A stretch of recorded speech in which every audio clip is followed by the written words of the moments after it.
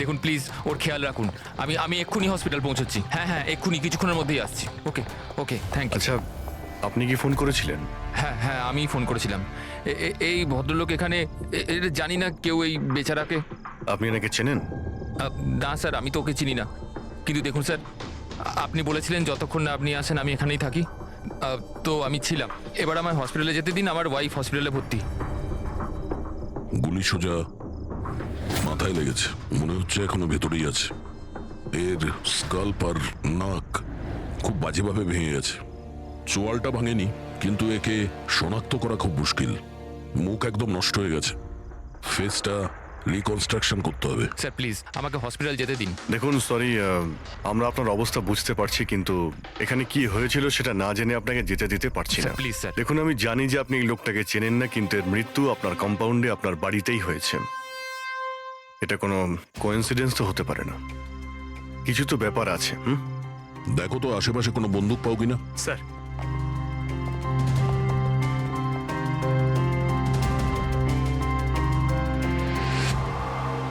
ভাই ভাই, you don't worry, আমি খবর নিয়েছি, বৌদি একদম ঠিক আছে হসপিটালে। স্যার, এ আমার বোন শায়লা। রিসেপশনের পুরো ফাংশনটা এই অর্গানাইজ করেছিল। হ্যাঁ স্যার, আমরা সবাই ফাংশনে বিজি ছিলাম, তখনই গুলি চালানোর আওয়াজ শুনতে পেলাম আমরা। তার আগে কি কি হয়েছিল আমি আপনাকে বলছি। স্যার, দুদিন আগেই আমার বিয়ে হয়েছে মল্লিকার সাথে, আর আজকে ছিল রিসেপশন। সবকিছু ঠিকঠাক চলছিল। মল্লিকা আমার সকল বন্ধুদের সাথে, সব কালিগদের সাথে আলাপ করছিল। হ্যাঁ, কিছু লোক ছিল যাদের মল্লিকাকে নিয়ে প্রবলেম হচ্ছিল, কারণ ওরা ভাবছিল মল্লিকা আমার স্টেটাসের সমান নয়। বেদান্ত এই মেয়েটাকে বিয়ে করেছে, আর কোনো মেয়ে পেল না? কমসে কম কোনো নিজের স্ট্যাটাসের মেয়েকে নিয়ে আসতো। জানি না কোন বস্তি থেকে নিয়ে এসেছে একে। আই এম শিওর যে এই একে ফাঁসিয়েছে। কিন্তু আমার এইসব কথায় না তো কোনো সমস্যা হয়েছে, না তো হবে। হঠাৎ আমি দুজনকে পার্টিতে আসতে দেখলাম, একটা লোক এবং একজন মহিলা, হাতে ক্যামেরা, গলায় আইডি কার্ড। আমি ভাবলাম হবে হয়তো কোনো রিপোর্টার। তারপর মল্লিকার সাথে কথা বলা শুরু করলো। কে জানে কি জিজ্ঞেস করছিল ওকে, কিন্তু মল্লিকা ওদের কথা শুনে যেন বিচলিত হচ্ছিল। ও ভেতরে চলে গেল। আমি ভাবলাম আমি গিয়ে ওকে আটকাই। আমি রিপোর্টারগুলোর পিছু নিতেই যাচ্ছিলাম কি কেউ একজন আমায় ডাকলো। ওর কয়েক মিনিট বাদেই গুলি চলার আওয়াজটা এলো, আর আমরা সবাই ছুটে বাইরে বেরিয়ে এলাম। আপনারা পেছনে থাকুন, পেছনে সরে যান। সরে দাঁড়ান। সরুন সরুন। আর তারপরেই আমি আপনাকে ফোন করলাম, আর মল্লিকাকে হসপিটাল নিয়ে যাওয়া হলো। আচ্ছা, ওই যে দুটো রিপোর্টার এসেছিল পার্টিতে, ওরা কি কথা বলছিল কিছু শুনেছো তোমরা? আগে না স্যার। আগে হ্যাঁ, আমি শুনেছিলাম কথা বলতে। আমি তো এখানেই দাঁড়িয়েছিলাম, আমার বন্ধুর সাথে কথা বলছিলাম। রিপোর্টারের নাম পামেলা আর করণ, আর ওরা বম্বে ক্রনিকল টাইমসের ছিল। গুড, এ তো খুব ভালো কথা। আর কিছু শুনেছিলেন? আপনার সঙ্গে কোনো কথা বলেছিল ওরা? না না, ওরা মালিকাকে জানি না কেমন অদ্ভুত অদ্ভুত প্রশ্ন করছিল। তুমি কখনো বোট ব্লাস্টের ব্যাপারে শুনেছো? তুমি নিশ্চয়ই বোটে বন্দুক সহ একজন মানুষকে দেখেছো। নো প্রবলেম, আমি নিজেই খুঁজে নেব। বেচারি মালিকা খুব ঘাবড়ে গেছিল আর ভেতরে চলে গেল, আর কিছুক্ষণ পরে গুলির আওয়াজ পাওয়া গেল। এরকম পাগল রিপোর্টার আমরা অনেক দেখেছি, আর আপনারাও খুব ভালোভাবে জানেন যে কোনো কারণ ছাড়া কোনো রিপোর্টার এরকম ফালতু প্রশ্ন করবে না। তো তোমার কি মনে হচ্ছে ওরা দুজন কোনো রিপোর্টার ছিল না? হতে পারে। ওরা যখন ভেতরে ঢুকেছিল তখন তোমরা গেটের সামনে ডিউটি করছিলে, তো ওদের দেখেছিলে তোমরা? গেটের বাইরে সিসিটিভি ক্যামেরা লাগানো আছে, নিশ্চয়ই ভেতরে আসলে দেখা যাবে। স্যার, ওদের এন্ট্রি রেজিস্টারেও আছে, যদি আপনি বলেন তো নিয়ে আসবো। এতে বলার কি আছে, তাড়াতাড়ি গিয়ে নিয়ে এসো, যাও তাড়াতাড়ি। অভিজিৎ, এই লোকটার পকেটে না কোনো আইডি আছে, না কোনো মোবাইল আছে, পকেট খালি। আর দ্বিতীয় কথা হলো, এর মাথায় গুলি লেগেছে পেছন থেকে, আর ডাইরেকশন দেখে মনে হচ্ছে যে গুলি ভেতর থেকে চলেছে।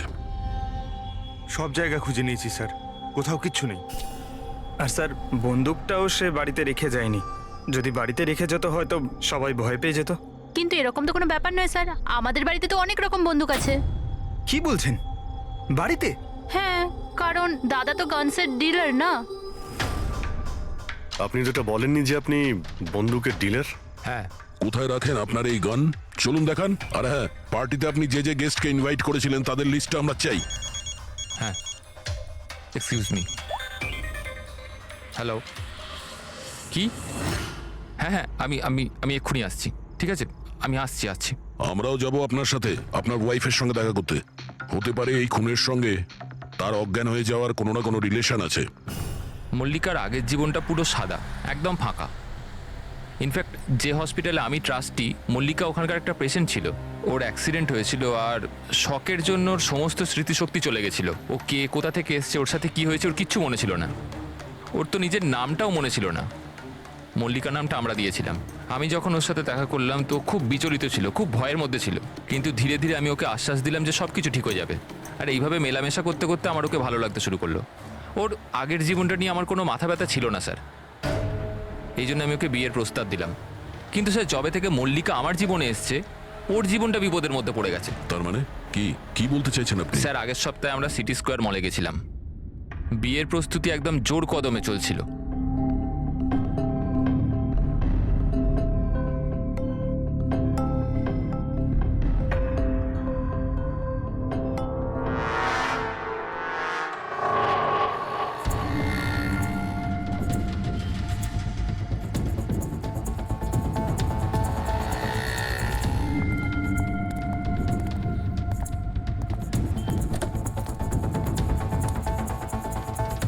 ম্যাডাম, মনে হচ্ছে আমি আপনাকে আগে কোথাও দেখেছি। আমায়? চিনতে পারলেন না আমাকে?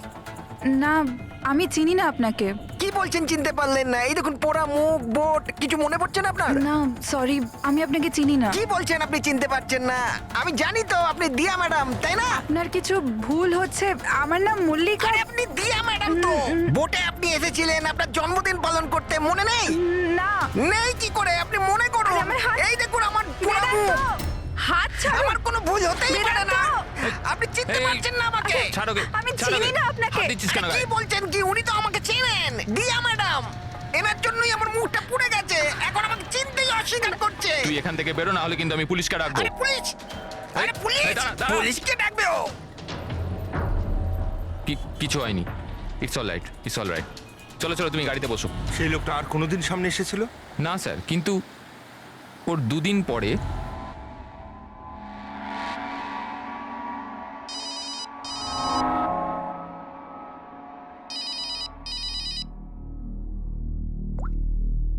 হ্যালো, কেমন আছো সোনিয়া? সোনিয়া? মনে হচ্ছে আপনার কোথাও ভুল হচ্ছে। এখানে সোনিয়া বলে কেউ থাকে না, রং নাম্বার। থাকে, আমি জানি। আমি ওর সাথেই তো কথা বলছি। আর খুব তাড়াতাড়ি আমি তোমার কাছে আসব, তোমার কাছে, তোমাকে মারার জন্য। বেদান্ত, তোমার এই ঘরে যে লোকটা মারা গেছে তার সঙ্গে এর নিশ্চয়ই কোনো সম্পর্ক আছে। হতে পারে ও তোমার ওয়াইফকে মারতে এসেছিল কিংবা হুমকি দিতে এসেছিল। কিন্তু একটা কথা সত্যি যে এটা সেই লোক না যার মুখে ক্ষত ছিল। আমরা চেক করেছি, কিচ্ছু ছিল না। কিন্তু 100% কোনো না কোনো কানেকশন তো আছে।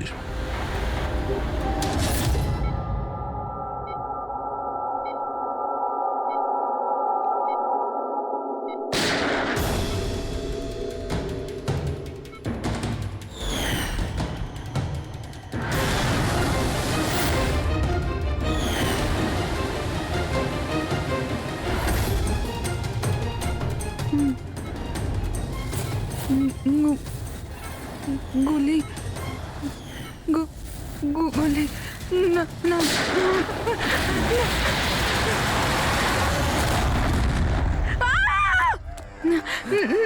ইনজেকশন। না, কাম ডাউন। আমাকে ছেড়ে দাও। আমি কিছু করিনি, ছেড়ে দাও। Mallika, are you all right? Relax, তুমি হসপিটালে আছো, একদম সেফ আছো। মল্লিকা, কেমন আছো তুমি? হ্যাঁ, ও গড, কেমন, ঠিক আছো তো তুমি? ঠিক আছো? ডক্টর ঈশান্ত, আপনি বলছিলেন যে বেদান্তকে যে মল্লিকা একটু অস্থির হচ্ছিল, কিছু বিড়বিড় করছিল। কি হয়েছিল ওর? আসলে মল্লিকা যখন জ্ঞান ফিরল খুব অদ্ভুত ধরনের কথা বলছিল। এরকম মনে হচ্ছিল যেন ও এখানে তো আছে কিন্তু ওর মস্তিষ্ক অন্য কোথাও। মানেটা কি? এরকম মনে হচ্ছিল যেন ও কোনো পুরনো ঘটনার কথা মনে করছিল। ওর অবচেতন মন যেন ওই ঘটনাটাই দেখছে। মল্লিকা, দেখো, ঘাবড়িও না, কিচ্ছু হবে না তোমার। তুমি কি দেখেছো বলো, কি শুনেছো? গুলির আওয়াজে আমার চোখ খুলল।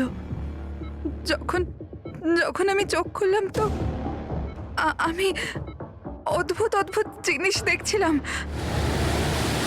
একটা বোট আর আর আর একটা লোক ওই লোকটার হাতে একটা বন্দুক ছিল। আর বন্দুকটা আমার দিকে তাক করে আর আর ওই ব্লাস্ট হয়ে গেল।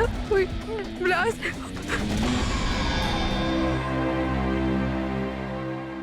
ডাক্তারবাবু, এমনটা তো নয় যে মেডিকেশনের জন্য ওর হ্যালুসিনেশন হচ্ছে, কারণ আমি কখনো ওকে কোনো বোটে নিয়েই যাইনি, তো জানি না, বুঝতে পারছি না তো আমি কিছু। ভালো হতে পারে যে তোমার সঙ্গে দেখা হওয়ার আগে কোনো বোটে গেছিল। হ্যাঁ, তবে তুমি তো বলেছিলে না যে তুমি যখন ওর সঙ্গে দেখা করেছিলে ওর আগের জীবনের কথা কিছু মনেই ছিল না। এক্স্যাক্টলি, এরকম মনে হচ্ছিল যেন ওর কোনো পুরনো ঘটনা বা ওর জীবনের কোনো মুহূর্ত ওর মস্তিষ্কে নাড়া দিচ্ছে। ডাক্তারবাবু, আপনি তাহলে বলতে চাইছেন যে এটাও মল্লিকার জীবনের গল্পের একটা অংশ? হতে পারে সেটা। আমাদের সাবকনসিয়াস মাইন্ড কখনো কখনো কোনো ঘটনাকে, ওর মেমোরিকে মনের মধ্যে আঁকড়ে ধরে রাখে। আর ওই ঘটনার সঙ্গে সম্পর্কিত কোনো ঘটনা বা জিনিস সামনে আসে, তাহলে ওই ঘটনাটা আবার পুনরায় মনে আসে। বেদান্ত, মনে হচ্ছে তোমার ভয় ঠিকই ছিল। মল্লিকার জীবনের ঝুঁকি আছে। ওই লোকটা যে তোমার বাড়িতে মারা গেছে ওই ষড়যন্ত্রের সঙ্গে যুক্ত আছে। কিন্তু এটা আপনি কিভাবে বলতে পারেন? সেই কারণেই তো করোনার পামেলা মল্লিকাকে উল্টোপাল্টা প্রশ্ন করছিল যে তুমি কখনো কোনো বোটে চেপেছো কিনা, কিংবা কোনো লোককে বন্দুক হাতে দেখেছো কিনা। এই কেস একটা অন্যের সঙ্গে যুক্ত। প্রথমে তো এটা জানতে হবে বেদান্তর ঘরে ওই গুলিটা চালিয়েছে কে।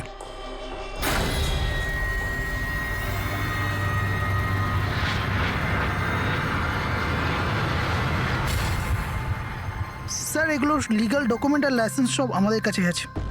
আচ্ছা, এখানে এই রুমে কারা কারা আসতে পারে? এখানে বেদান্ত স্যার, মল্লিকা বৌদি আর শায়লা ম্যাডাম ওনার বন্ধু আসতে পারে। অদ্ভুত তো, এখানে তো সবাই আসতে পারে। অনেকে এখানে আসতো, তার মানে তো যে কেউ বন্দুক নিয়ে এখান থেকে ইউজ করতে পারে। স্যার, হ্যাঁ স্যার, এরা দুজন রিপোর্টার সেজে এসেছিল। সিসিটিভি ফুটেজে ধরা পড়েছে। মিডিয়া অফিসগুলো থেকে খোঁজ নিয়ে জানতে পারলাম যে এরা কোনো অফিসেই কাজ করে না। নকল রিপোর্টার? ঠিক আছে, এদের ব্যাপারে খোঁজ নাও আর এখানকার সমস্ত বন্দুক বাজেয়াপ্ত করো।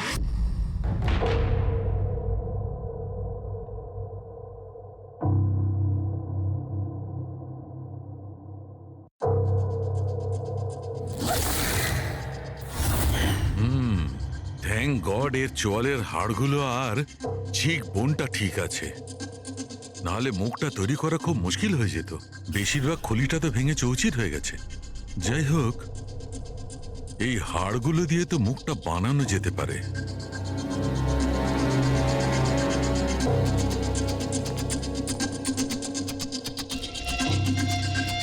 এর মধ্যেই আছে সেই বন্দুকটা যেটা দিয়ে ওকে গুলি করা হয়েছে।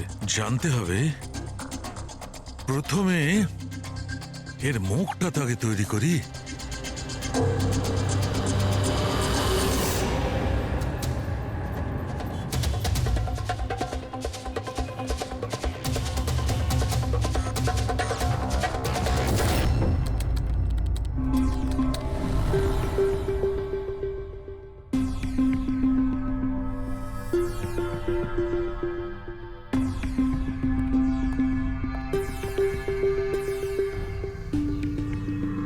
মল্লিকার কাছে যে সোনিয়ার নাম করে হুমকি দেওয়া ফোন আসছিল, সেটা পিসিও থেকে আসছিল। সেখান থেকে খুঁজে বের করা খুব মুশকিল।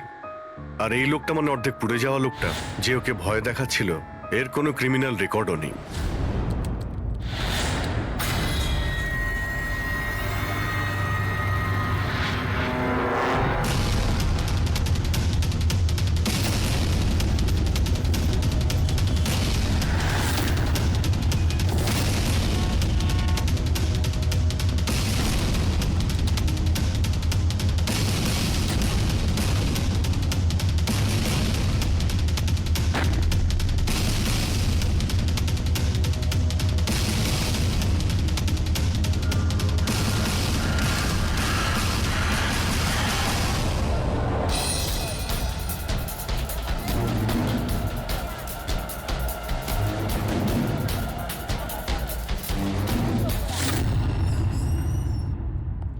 শুনুন,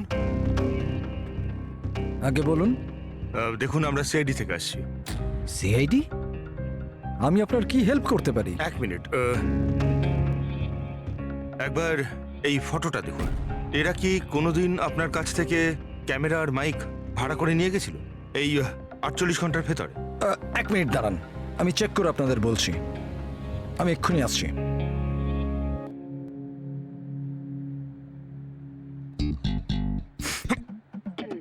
কি হয়েছে? আরে ধরিস না, খারাপ আরে হয়ে যাবে। কিচ্ছু হবে না। আরে ওগুলো তো দেওয়ালে এমনিই টাঙানো রয়েছে। কি ফ্রেডি স্যার? আগে হ্যাঁ, এ করণ আর পামেলা এরা 48 ঘন্টা আগে আমাদের এখান থেকেই মাইক আর ক্যামেরা ভাড়া করেছিল।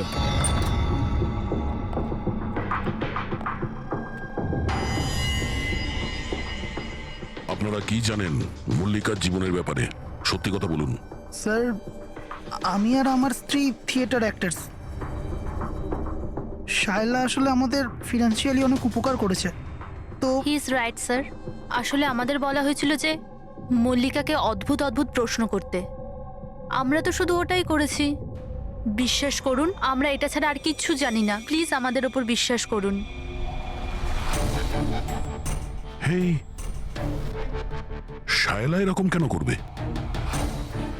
এমন কিছু তো আছে মল্লিকার গত জীবনের ব্যাপারে যে ওই মেয়েটা জানে আর আমাদের কাছে লুকোচ্ছে।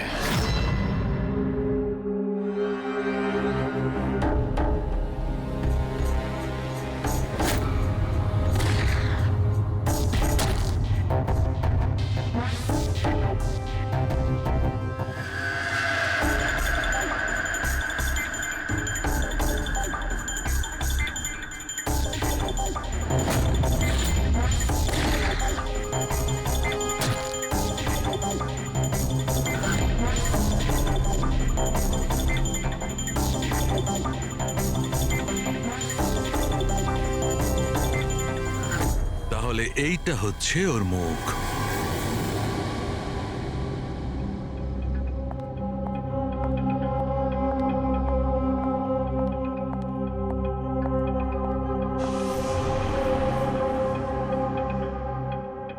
আপনারা এখানে? দাদা বৌদি তো নেই বাড়িতে, ওরা হসপিটালে গেছে চেক আপের জন্য। হ্যাঁ, সেটা আমরা জানি। ওনাদের সাথে নয়, আমরা তোমার সাথে কথা বলতে চাই। আমার সাথে? একে চেনো? না স্যার। আর এদের চেনো? না স্যার। আরে এরা তোমার থিয়েটারের বন্ধু। তুমি তো এটা বলনি যে তুমি অ্যাক্টরদের কাজও দাও।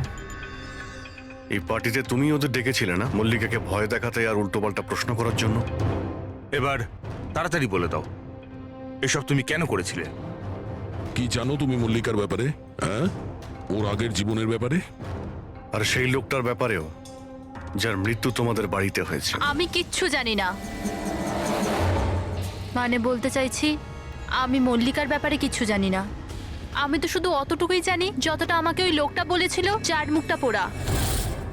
তুমি ওই লোকটাকে চেনো? হ্যাঁ স্যার, যেদিন ওই লোকটা মল্লিকাকে হুমকি দিয়েছিল আমি ওখানেই ছিলাম।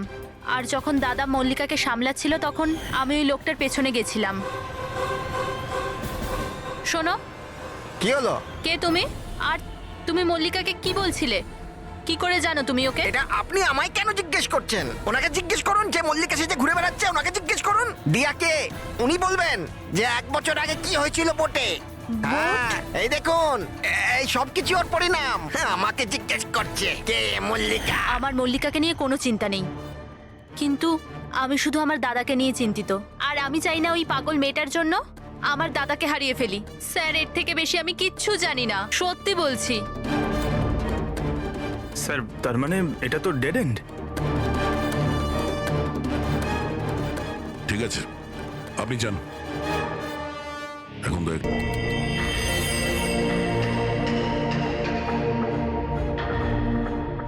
এমন যতগুলো কেস হয়েছে সব কটা দেখো 10 মাস থেকে 1 বছরের মধ্যে। এই সময় বেদান্তর সঙ্গে মল্লিকার দেখা হয়েছিল হসপিটালে। ওকে? Yes sir. একবার যদি বোটে ব্লাস্টের ব্যাপারটা পরিষ্কার হয়ে যায় তাহলেই তদন্ত এগোনো যাবে।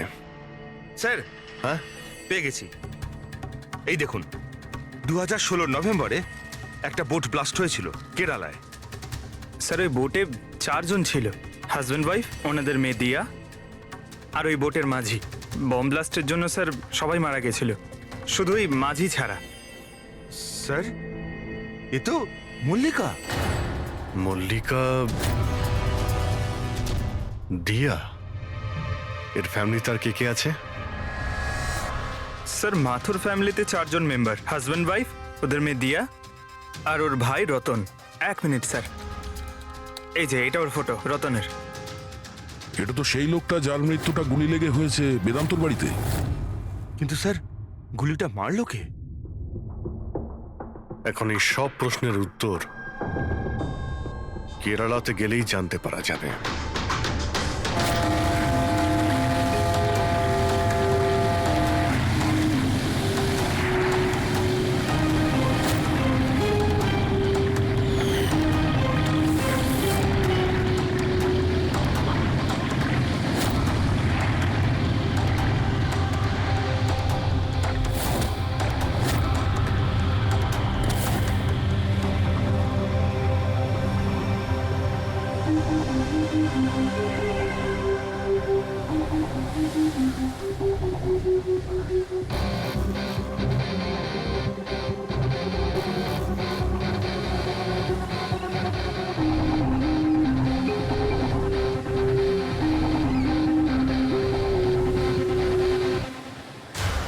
এই জালটাকে ভালো করে ধুতে হবে। সুব্রমণিয়াম, ভালো করে দড়ি দিয়ে বাঁধো। আগে আপনি সুব্রমণিয়াম? হ্যাঁ। সিআইডি, মুম্বাই। 1 বছর আগে ডিসেম্বর 2016-তে আপনার বোটে ব্লাস্ট হয়েছিল, সেই ব্যাপারে জানতে এসেছি। তাতে একজন পুরুষ আর একজন মহিলা মারা গেছিল, আর ওর মেয়েটা হারিয়ে যায়। আপনার বোটের মাঝিও তো ছিল ওতে। মাঝি? হ্যাঁ, আপনার বোটের মাঝি তো ওই বোটেই ছিল। হ্যাঁ স্যার, মাঝিও ছিল। প্রচুর লোকসান হয়ে গিয়েছিল আমার। 3 জন লোকের ফ্যামিলি এসেছিল, ভাড়া নিয়েছিল আমার নৌকোটাকে। ওদের ওই আইল্যান্ডে যাওয়ার কথা ছিল, নিজের বাংলোতে। স্যার হঠাৎ ব্লাস্ট হয়ে গেল, সব শেষ। আমার নৌকোটাও, আমার মাঝিটাও, ও বেচারাও খুব কষ্ট পেয়েছিল। অর্ধেক মুখ জ্বলে গিয়েছিল ওর। আচ্ছা, এই কান্তকে এখন কোথায় পাওয়া যাবে? এখন বলতে পারবো না স্যার, আমি জানি না ও কোথায় থাকে এখন।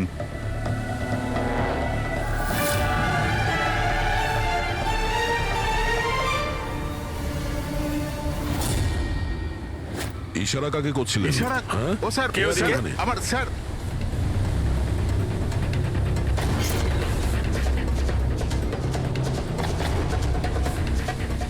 এই, এই, এই, এই, দাঁড়া।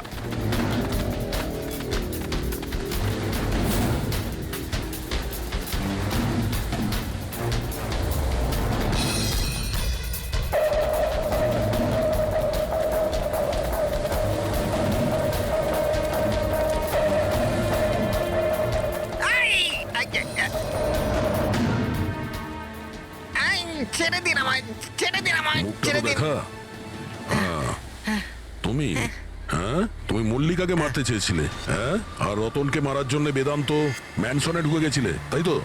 এই আবার যাবো। আর ওখান থেকে পালিয়ে এখানে চলে এসছো লুকানোর জন্য?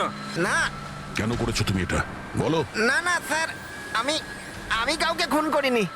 আমি লুকোনোর জন্য পালাচ্ছি না, আমার প্রাণ বাঁচানোর জন্য পালাচ্ছিলাম। আচ্ছা, রতন মরে যাওয়ার পর আমাকে এখানে আসতেই হলো। আপনারা এখনো বুঝতে পারলেন না? ওই মল্লিকা পুরোপুরি পাগল। ও মল্লিকা বিপদে নেই, দিয়া নিজেই বিপদ। কি বাজে কথা বলছো? হ্যাঁ, ওই বেচারি তো অসুস্থ, আর তুমি ওকে সবসময় বিরক্ত করছিলে। না স্যার, ওই মেয়েটা আপনাদের বোকা বানাচ্ছে। বোটে কি হয়েছিল আমি আপনাকে জানাচ্ছি। ওই দিন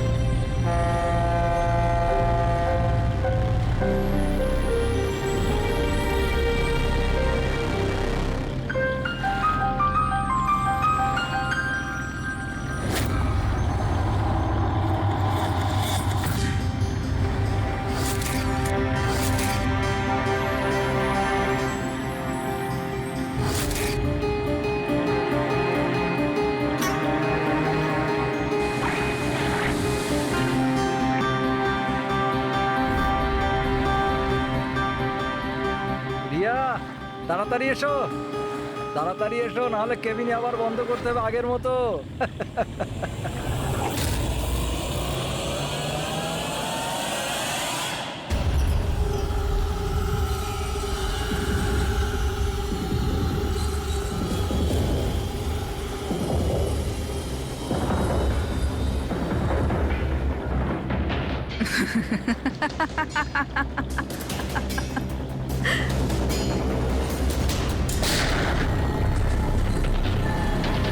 এটা আপনি কি করলেন? নিজের বাবা মাকে মেরে ফেললেন। দিয়া ম্যাডাম, এটা আপনি কি করলেন? কে দিয়া ম্যাম? আমার নাম সোনিয়া। সোনিয়া দুজনকে কোনোদিন ছাড়ে না। এক, যে ওকে ঘরে বন্দি করে। দ্বিতীয়, যে ওকে খারাপ কাজ করতে দেখে আমাকে নেয়। মারবেন না।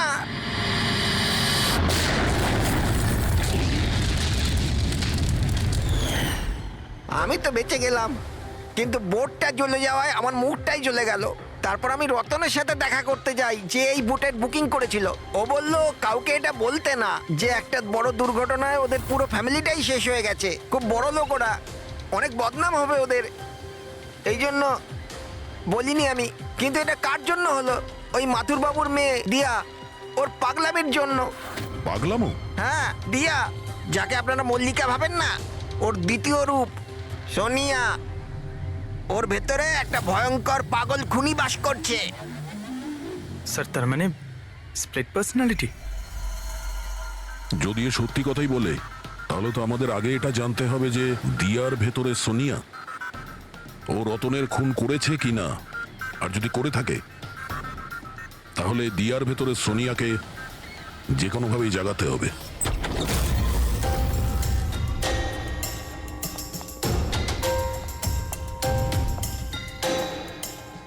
মিস্টার বেদান্ত, আপনি কিছুক্ষণের জন্য এখান থেকে চলে যান তো। আরে কিন্তু আপনারা এসব করছেনটা কি? তুমিও চলে যাও এখান থেকে। কিন্তু কিছু বলুন তো, ব্যাপারটা কি? সবকিছু বলবো, আপনি আগে এখান থেকে চলে যান প্লিজ। যান যান বাইরে। যান, তুমিও যাও। না না, আপনি না, আপনি ওখানে বসুন। স্যার, আপনি বসুন ওখানে। বেদান্ত, চলুন বসুন ওখানে। কি হয়েছে স্যার? সব ঠিক আছে? কিছু হয়নি, এবার হবে। আজকের পর থেকে না আপনি বেদান্তর সঙ্গে দেখা করবেন, আর না ওর বোনের সঙ্গে। শুধুমাত্র এদের দুজনের সঙ্গেই না, তুমি কারোর সঙ্গে দেখা করবে না। হ্যাঁ, কিন্তু কিন্তু বাদ দাও। একটা কথা পরিষ্কার করে শুনে রাখো সোনিয়া, না তুমি কারোর সঙ্গে দেখা করবে, আর না কারোর সঙ্গে কথা বলবে। আর আমাদের পারমিশন ছাড়া তুমি এই বাড়ি থেকে এক পাও বাইরে রাখবে না। এই বাড়িতে তুমি বন্দি। সোনিয়া, কেন কেন কেন যাব না? যাব, নিশ্চয়ই যাব, যাব। এইভাবে কথা বলবে না, আমি যাবই। তুমি কোথাও যাবে না। তুমি এইভাবে কথা বলবে না। বাইরে যাওয়া তো দূরের কথা, এই জলটা এখানে রাখা রইল। আমাদের পারমিশন ছাড়া তুমি এই জলটাও খেতে পারবো না, বুঝেছো?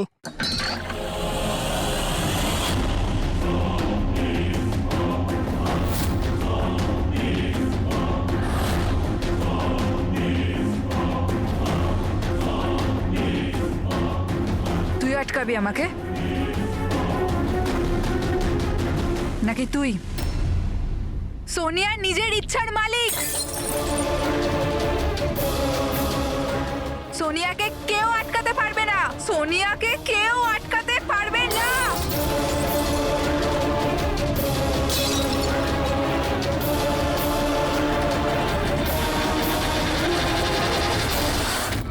কাউকে ছাড়বো না, কাউকে ছাড়বো না আমি। ছাড়ো, ছাড়ো, ছাড়ো। এদিকে চুপ করে বসো। না,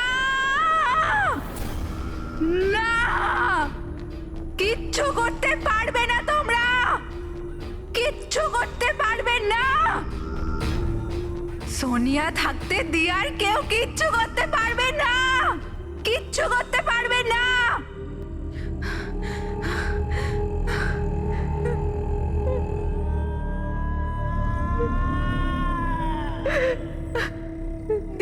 বাবা মা এরকমই করেছিল।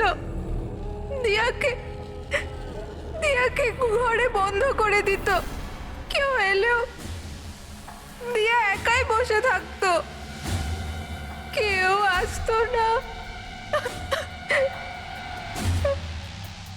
মেরে ফেলেছি, মেরে ফেলেছি আমি দিয়ার বাবা মাকে। তোমাদেরও মেরে দেব, তোমাদের সবাইকে মেরে দেব। কে তুমি? তোমার আসল পরিচয় কি?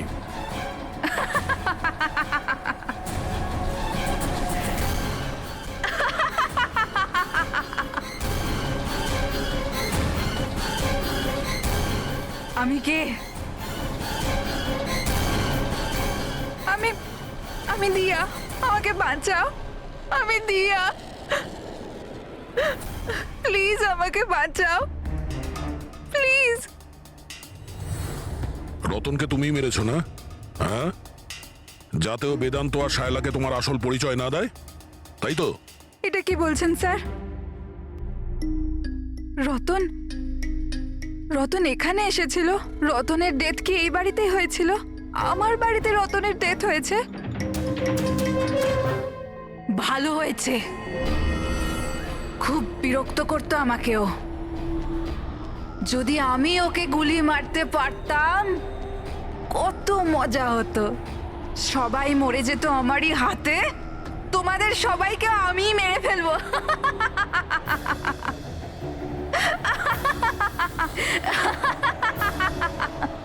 খোলো আমাকে, আমি বলে দিচ্ছি, আমাকে খুলে দাও, না হলে তোমাদের সবাইকে মেরে ফেলবো।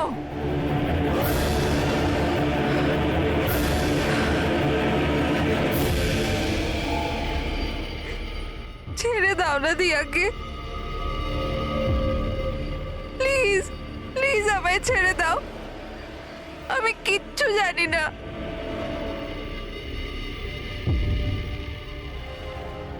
বেদান্ত, বেদান্ত, বেদান্ত, তুমি কোথায় গেলে? বেদান্ত কোথায়? প্লিজ আমাকে এখান থেকে নিয়ে যাও।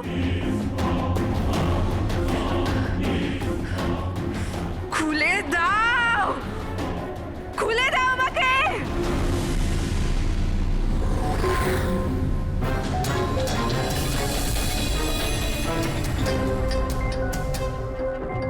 এই হচ্ছে সেই বন্দুক যেটা থেকে গুলি করা হয়েছে। এবার অভিজিৎ, তুমি এক কাজ করো, এই বন্দুকটা নাও আর ওই সেকেন্ড ফ্লোরে যে উইন্ডোটা আছে ওখানে গিয়ে একে গুলি করো। ওখান থেকে? Come on go. আরে স্যার, এটা 9mm বন্দুক। যদি আমি জানালা থেকে দাঁড়িয়েও এই ডামিকে গুলি করি তাহলে গুলিটা ডামি পর্যন্ত পৌঁছানোর আগেই নিচে পড়ে যাবে। রেঞ্জ খুবই কম হয়, এর গুলি লাগবেই না। আচ্ছা, ওর গুলিটা লাগবেই না। না। ওকে, এর গুলিটা যদি ওখান থেকে না লাগে তাহলে দয়া দয়া তুমি এক কাজ করো, তুমি এখান থেকে 7-8 ফুট দূর থেকে একে গুলি করো। Come on.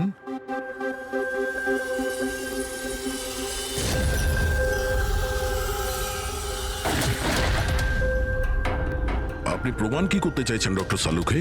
দয়া এটাই যে মল্লিকা বিপজ্জনক হতে পারে, খুনিও হতে পারে, কিন্তু ও নিজের ভাই রতনকে মারেনি। কি বেসিসে তুমি এটা বললে? আমি বলছি, দয়া, যখন তুমি একে গুলি মেরেছো এই গুলিটা সিধে এখানে গিয়ে লেগেছে এর খুলিতে নিচের দিকে। হ্যাঁ, যদি এই গুলিটা সেকেন্ড ফ্লোর থেকে ছোঁড়া হতো তাহলে অভিজিৎ যেমন বলেছে ওই গুলিটা এখানে এসে পৌঁছতোই না, নিচে পড়ে যেত। আর মনে করো যদি ওটা খুব পাওয়ারফুল গান হয়, গুলি একে লেগেও যায়, তাহলে গুলিটা এর ওপর থেকে নিচের দিকে লাগতো, কারণ গুলিটা এইভাবে আসতো এই ওপর থেকে নিচের দিকে। কিন্তু আমি যে ক্ষতটা পেয়েছি ওটা একদম সিধে গেছে, সিধে। সেই জন্য মল্লিকা এই গুলিটা চালায়নি। স্যার, কিন্তু যদি মল্লিকা গুলি না চালায় তাহলে কে চালালো? এই গুলিটা যেই চালিয়ে থাকুক ও এখানেই ছিল, এই গ্রাউন্ড ফ্লোরে, এরই আশেপাশে। তার মানে স্যার ও পার্টিতে উপস্থিত ছিল। আর যখন পার্টিতে ছিল তাহলে পার্টির জামা কাপড় পরেছিল। আর যদিও গুলি চালিয়েই থাকে তাহলে ওর কাপড়ে গান পাউডারও থাকবে। কারেক্ট। বেদান্তর বন্ধু মল্লিকা আর ওর ননদ আর ওই যে দুজন নকল রিপোর্টার ছিল না, ওদের সবার ড্রেস নিয়ে আসো, ওদের না জানিয়ে।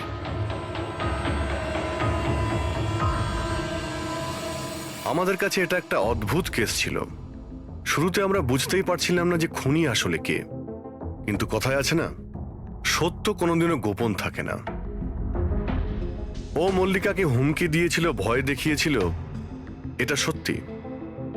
আর 1 বছর আগে মল্লিকা ওর বাবা মাকে খুন করেছিল, এটাও সত্যি। কিন্তু মল্লিকার ভাইয়ের খুন না মল্লিকা করেছে আর না নৌকো চালক করেছে। রতনের খুন সেই করেছে যে রতনের খুব কাছে দাঁড়িয়েছিল, একদম কাছে। আর সে শুরু থেকেই আমাদের চক্রব্যূহতে ফাঁসিয়ে রেখে দিয়েছিল, আর আমরা ঘুরেই যাচ্ছিলাম। শেষ পর্যন্ত সে তারই চক্রব্যূহতে ফেসে যায়। ও আমাদের অনেক মিথ্যে কথা বলেছে, অনেক মিথ্যে, কিন্তু সত্যি বেশি দিন গোপন থাকে না। বেদান্ত, তুমি আমাদের অনেক মিথ্যে বলেছ, কিন্তু তোমার এই ড্রেস সত্যিটা বলে দিয়েছে। আমরা তোমার জামার থেকে গান পাউডার পেয়েছি।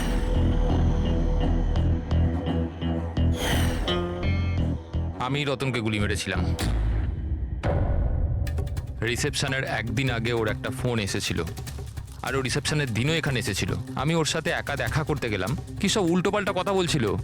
যে মল্লিকার মাথার ঠিক নেই, ওর নাকি ডিসঅ্যাসোসিয়েট ডিসঅর্ডার আছে, স্প্লিট পার্সোনালিটি, জানি না আরো কি সব বলছিল মল্লিকাই নাকি ওর মা বাবাকে মেরেছে, আর ও আমাকেও নাকি মেরে দেবে। খুব রাগ হয়েছিল ওর ওপরে। যখন আমি ওর কথা না শুনে ওকে এখান থেকে বেরিয়ে যেতে বললাম, তো আমাকে ধমকি দিল যে ও নাকি পুলিশে গিয়ে সবকিছু বলে দেবে। ও তো ভয় পাচ্ছিল যাতে মল্লিকা না ওর খুন করে দেয়। তারপরে খুব অদ্ভুত কথা বলছিল যে মল্লিকা পাগল হয়ে গেছে, জোরে জোরে চিল্লাতে শুরু করে দিল। বলছিল যে মল্লিকাকে ঘরের ভেতর আটকে রাখো, না হলে সবাইকে মেরে দেবে। আমি ওর কথা শুনলাম না, আর ওকে বললাম যে ও যেন ওখানেই দাঁড়ায়।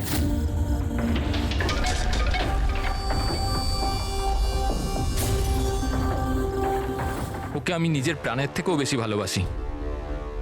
আর ওই রতন, এই রতন ওকে পাগল বলছিল, ওকে জেলে পাঠাতে চাইছিল। সবকিছু শেষ হয়ে যেত, মল্লিকার জীবন, আমার ইমেজ, এই সবকিছু শেষ হয়ে যেত। সেটা তো মিস্টার বেদান্ত ধরে নাও শেষ হয়েই গিয়েছে। আর তুমি এটা কি করে ভাবলে যে তুমি কারো খুন করে দেবে আর তোমার জীবন আর ইমেজ ঠিক থাকবে? হ্যাঁ, মল্লিকা ওরফে দিয়া এই অপরাধ অজান্তে করেছে, সজ্ঞানে করেনি। কিন্তু তুমি সবকিছু জেনে এই অপরাধ করেছো। সেই জন্য মল্লিকা যাবে অ্যাসাইলামে, আর তুমি যাবে গরাদের ভিতরে।